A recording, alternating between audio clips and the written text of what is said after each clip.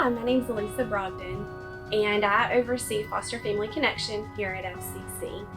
We officially launched last year at Orphan Sunday, and your response was overwhelming. Your donations enabled us to purchase supplies to fill bags to be delivered to children in their first night of foster care.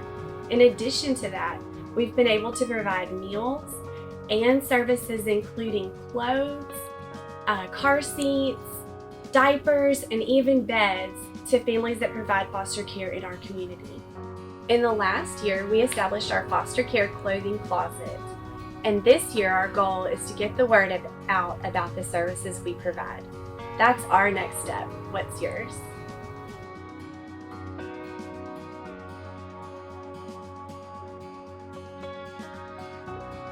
I'm Linda McClellan.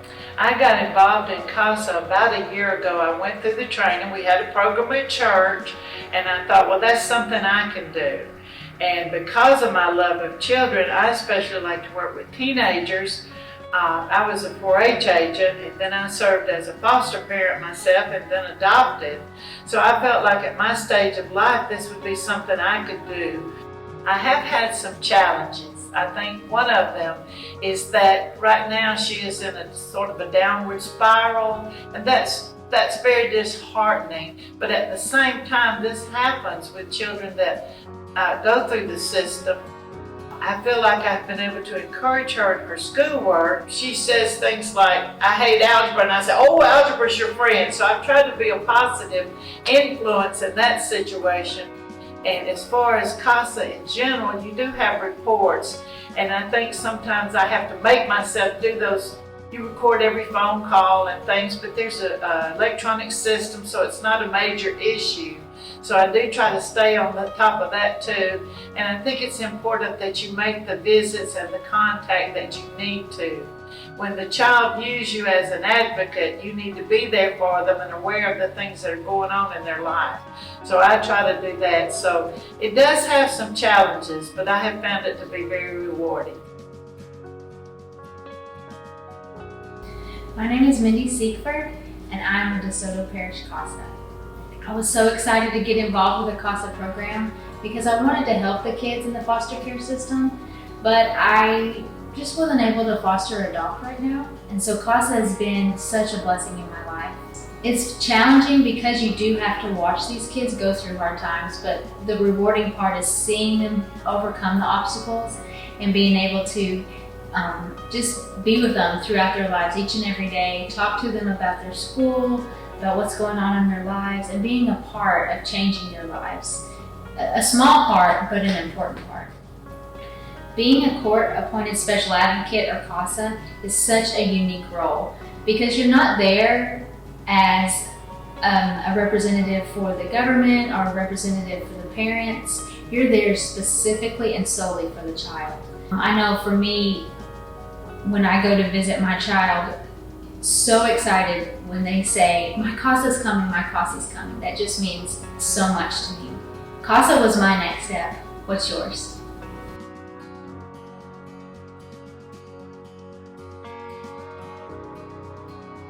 Hey guys, it's Josh and Erica. We want to share with you what has led us on the journey to foster. I've been interested in adoption from a young age.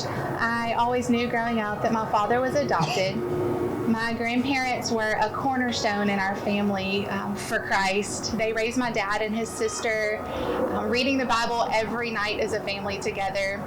They based all of their decisions, their whole life was centered around Christ. So about 25 years ago, my dad was able, through a series of really divine events, able to find his biological parents. So I was around 10 years old, and we all flew up to Michigan to meet them. We met my grandparents, great-grandparents. My dad has 2 sisters and a half-brother. And it's really neat to see where you come from. But it really opened our eyes to how grateful we were for my dad's adoption. My biological grandparents are not believers. My grandfather got 2 girls pregnant at the same time. And so my dad has a half-brother who's just a couple of days apart from him. And to think that how quickly or how easily it could have been for them to give the half brother up and keep my father. That would have changed his life dramatically. It would have changed my life. I wouldn't be here today, and I definitely would not have the relationship I do with Christ today if it had not been for my grandparents. They were so influential in molding me and who I am today, and the influence that Christ has in my life. And so I just pray that one day soon, hopefully, that we'll get to do the same for a child, just show them the love of Christ.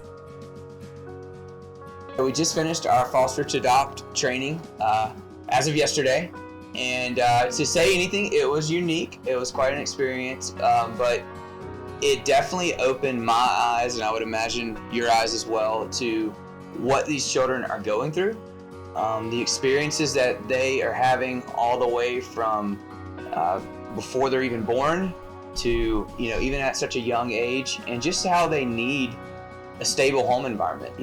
They need the love of Jesus Christ to be shown and displayed to them. And so, that definitely is very important to us in our decision to move forward with the desire to foster and hopefully to adopt. This is our next step. What's yours? I'm Sarah, And I'm Jared. and we're the Trahans, and we just finished our foster to adopt classes. So we've been married for 8 years. The first couple of years were pretty rocky, you would agree. But praise the Lord, He just really helped us through those first few years. And so after those first couple of years, we thought maybe try to start a family, and we really didn't think just anything of it. We just tried, and nothing ever really came of it. And so that's when we decided to go to the doctor and try to figure out what was going wrong. And they really just shared with us that it wouldn't be possible to have children unless there was some type of medical intervention involved. And so at the time, we just decided to wait. We just really didn't feel just the Lord's peace about that and pursuing that, and just felt like if the Lord wanted to, He could. And so we just kept praying about that and just praying through that. And then more years passed. And so after many years of unsuccess, then we finally decided to pursue some type of fertility treatment. And so we pursued that probably about a couple of years ago, and was unsuccessful at that. That can be really hard, and it was really hard. There were a lot of days, a lot of times that I really struggled through that, and struggled to just wonder what the Lord had for us and why I couldn't do what I was created or felt like I was made to do. The one desire that you have, to be able to have a child and not be able to. And so I struggled and just wrestled with that a lot, and struggled and wrestled with a lot of lies, just thinking that there was something wrong with me, or there was something that I had done that the Lord was just withholding from me. But through His Word and through pursuing Him, He really has just given me so much peace in these recent years.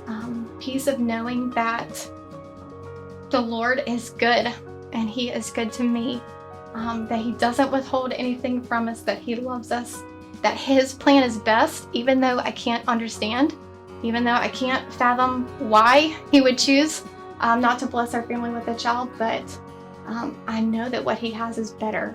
I really feel like once the Lord helped me have that breakthrough in Him and that surrender of that thing, I just really felt a peace about just opening this door. So we recently completed the classes for Foster to Adopt, and they were very, very informative. A lot of things that you don't even think about when you're dealing with the foster system, about what the kids not only have been through, but the requirements for taking in a kid from the state is very eye-opening. A lot of us are blessed with households and families that have great upbringing. I was raised by a dad who was a pastor, and a mom who was a stay-at-home mom who really raised us and took care of us.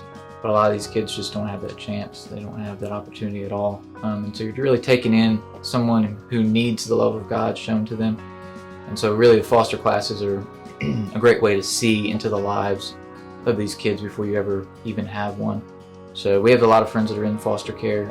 just really good to see how the Lord's using them in the lives of these kids just to make a real difference. I would say probably my greatest fear is having a kid and then having the kid taken away from me. And so that's something that I'm definitely going to have to give to the Lord and definitely work through, just because I know His plans are greater. And one of our good friends, he would always tell me that even if they had the kid for a week, that the Lord had a plan for that, and that they were supposed to in some way love on this kid in a way that they couldn't have otherwise. This is our next step. What's yours?